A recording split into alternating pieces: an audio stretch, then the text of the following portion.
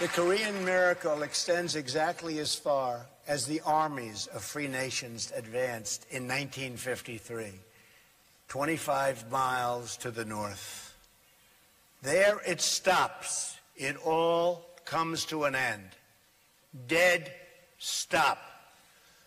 The flourishing ends, and the prison state of North Korea sadly begins. Workers in North Korea labor grueling hours in unbearable conditions for almost no pay. Recently, the entire working population was ordered to work for 70 days straight, or else pay for a day of rest. Families live in homes without plumbing, and fewer than half have electricity. Parents bribe teachers in hopes of saving their sons and daughters from forced labor. More than 1 million North Koreans died of famine in the 1990s, and more continue to die of hunger today. Among children under the age of 5, nearly 30% of afflicted and are afflicted by stunted growth due to malnutrition. And yet, in 2012 and 2013, the regime spent an estimated $200 million, or almost half the money that it allocated to improve living standards for its people, to instead build even more monuments, towers, and statues to glorify its dictators. What remains of the meager harvest of the North Korean economy is distributed according to perceived loyalty to a twisted regime. Far from valuing its people as equal citizens, this cruel dictatorship measures them, scores them, and ranks them based on the most arbitrary indications of their allegiance to the state. Those who score the highest in loyalty may live in the capital city. Those who score the lowest starve. A small infraction by one citizen, such as accidentally staining a picture of the tyrant printed in a discarded newspaper, can wreck the social credit rank of his entire family for many decades.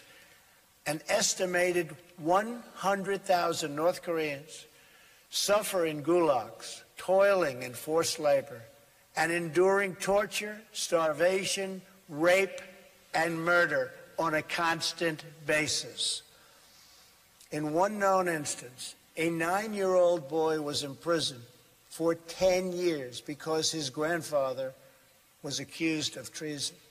In another, a student was beaten in school for forgetting a single detail about the life of Kim Jong-un. Soldiers have kidnapped foreigners and forced them to work as language tutors for North Korean spies. In the part of Korea that was a stronghold for Christianity before the war, Christians and other people of faith who were found praying or holding a religious book of any kind are now detained, tortured, and in many cases, even executed. North Korean women are forced to abort babies that are considered ethnically inferior. And if these babies are born, the newborns are murdered. One woman's baby, born to a Chinese father, was taken away in a bucket. The guard said it did not deserve to live because it was impure. So why would China feel an obligation to help North Korea? The horror of life in North Korea is so complete that citizens pay bribes to government officials to have themselves exported aboard as slaves. They would rather be slaves than live in North Korea.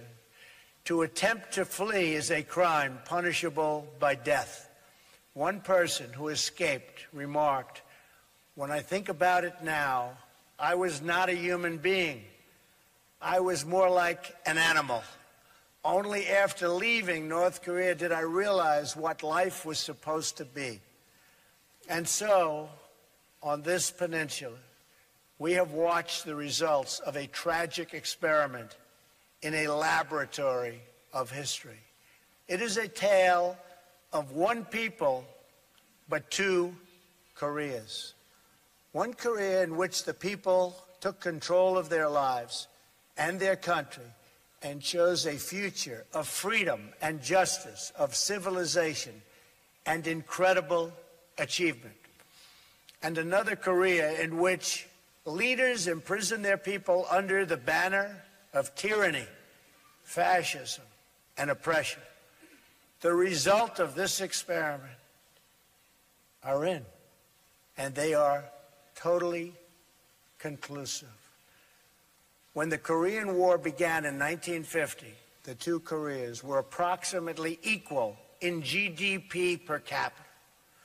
But by the 1990s, South Korea's wealth had surpassed North Korea's by more than 10 times. And today, the South's economy is over 40 times larger. So you started the same a short while ago, and now you're 40 times larger. You're doing something right. Considering the misery wrought by the North Korean dictatorship, it is no surprise that it has been forced to take increasingly desperate measures to prevent its people from understanding this brutal contrast. Because the regime fears the truth above all else, it forbids virtually all contact with the outside world.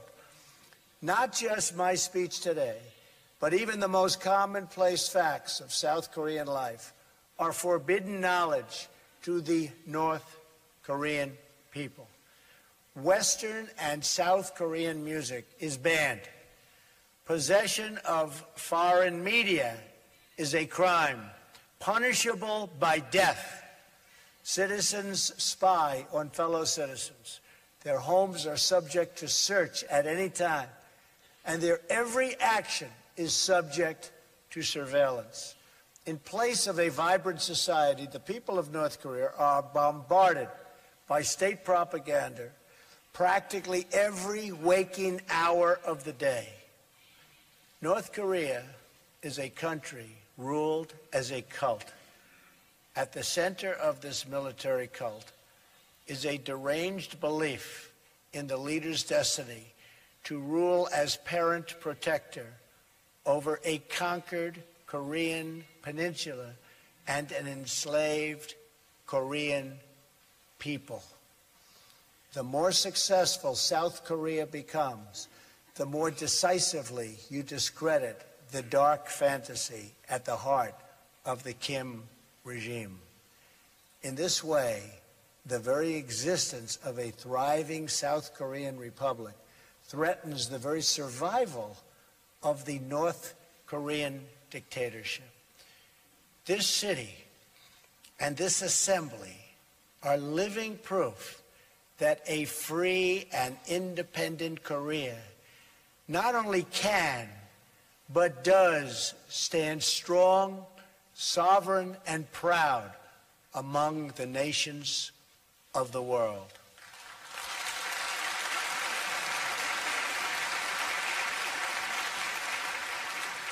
Here, the strength of the nation does not come from the false glory of a tyrant. It comes from the true and powerful glory of a strong and great people, the people of the Republic of Korea. A Korean people who are free to live, to flourish, to worship, to love, to build, and to grow their own destiny. In this republic, the people have done what no dictator ever could.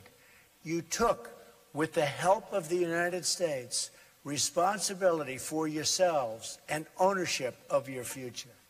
You had a dream, a Korean dream, and you built that dream into a great reality. In so doing, you performed the miracle on the Han that we see all around us, from the stunning skyline of Seoul to the plains and peaks of this beautiful landscape. You have done it freely. You have done it happily. And you have done it in your own very beautiful way.